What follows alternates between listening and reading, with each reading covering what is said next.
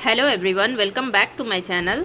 और ये बीपीएससी की सीरीज़ में अगला टॉपिक है मेंस्ट्रुअल साइकिल, जो कि काफ़ी इम्पोर्टेंट रहेगा एग्ज़ाम्स के लिए, क्योंकि इससे आई थिंक एक तो क्वेश्चंस तो आएंगे ही आएंगे। एक क्वेश्चन तो हमेशा आता है। तो इसको हम लोग पढ़ लेते हैं कि क्या है मेंस्ट्रुअल साइकिल। तो जितने भी फीमेल्स प्राइमेट्स होती हैं, जैसे कि monkeys, apps and human beings, इनमें रिप्रोडक्टिव साइकिल अकर्स किया जाता है, जिसको हम लोग मेंस्ट्रुअल साइकिल कहते हैं। ठीक है।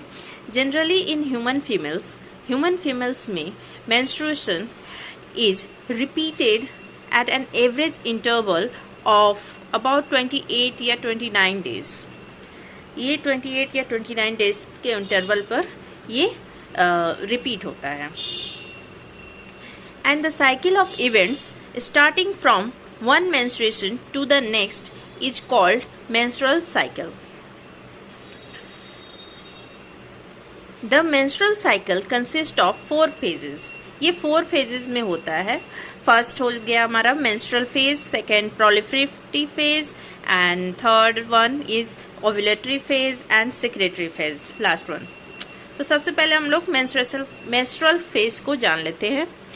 तो during this menstrual flow occurs, इसके दौरान मेंस्ट्रुअल फ्लो पाया जाता है, जो कि लास्ट करता है around 3 to 5 days.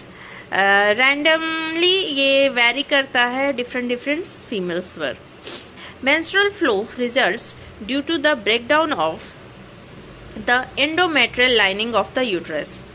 Menstrual flow result देता है, क्या करता है कि ये जो यूट्रस का एंडोमेट्रियल लाइनिंग होता है उसको ब्रेक कर देता है, जिसके बाद ब्लड वेसल्स का फ्लो होने लगता है। टिश्यू लाइनिंग होती है वो ब्रेक हो जाती है, which come out through the vagina, जो वेजाइना के through along with vaginal fluid बाहर आ जाते हैं। Menstruation only occurs if released ovum is not fertilised. Menstruation तब होता है जब हमारा ओवम रिलीज होता है और वो फर्टिलाइज ना हो। अगर वो फर्टिलाइज्ड हो जाता है तो फिर वो मेंस्ट्रुएशन स्टार्ट नहीं होगी, अब वो प्रेगनेंसी स्टार्ट हो जाएगी। Second one is follicular phase, जिसको हम लोग प्रोलिफरेटरी फेज भी कहते हैं। The menstrual phase is followed by the follicular phase. During this phase the primary follicles in the ovary grow to a fully mature Graafian follicle. इस phase के दौरान primary follicle ovary में पूरी तरह से ग्रो करके मैच्योर ग्राफियन फॉलिकल में पूरी तरह से ग्रो हो जाता है। Simultaneously the endometrium of the uterus regenerate through proliferation. जैसे एंडोमेट्रियम जब होता है, वो जो यूट्रस से दोबारा वो रीजनरेट हो जाता है। जो हमारा मेंस्ट्रुअल साइकिल में जो एंडोमेट्रियम लाइनिंग जो थी वो ब्रेक कर गई थी, अब वो वापस से रीजनरेट होना स्टार्ट कर देगी। किसके थ्रू? तो प्रोलिफरेशन के थ्रू। इसीलिए हम लोग इसको प्रोलिफरेटरी फेज भी बोलते हैं।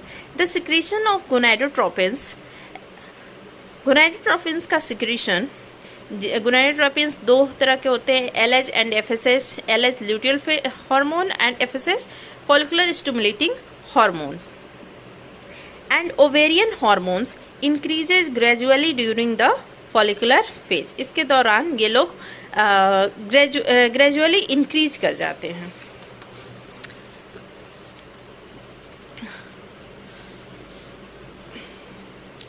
The hormones stimulate follicular development.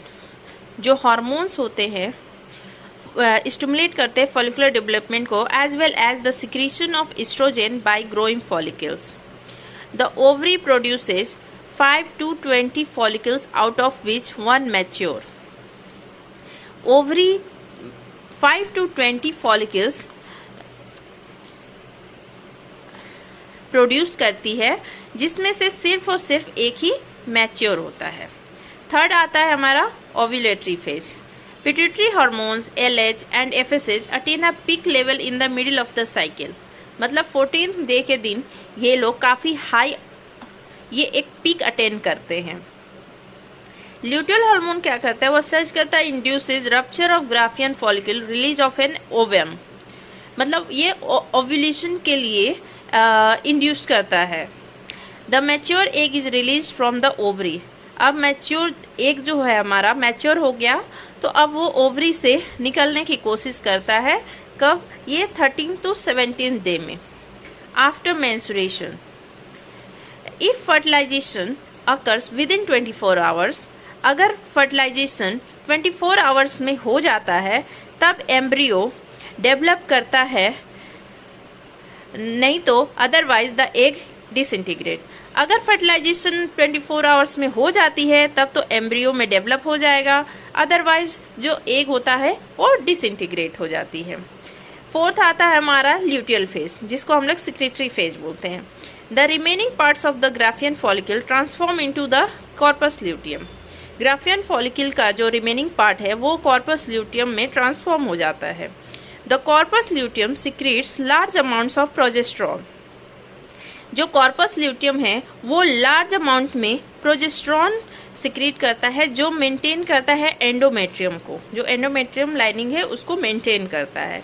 The endometrium is necessary for the implantation of fertilized ovum, endometrium बहुत ही नेसेसरी है किसमें, इम्प्लांटेशन, फर्टिलाइज्ड ओवम के इम्प्लांटेशन में, and other events of pregnancy.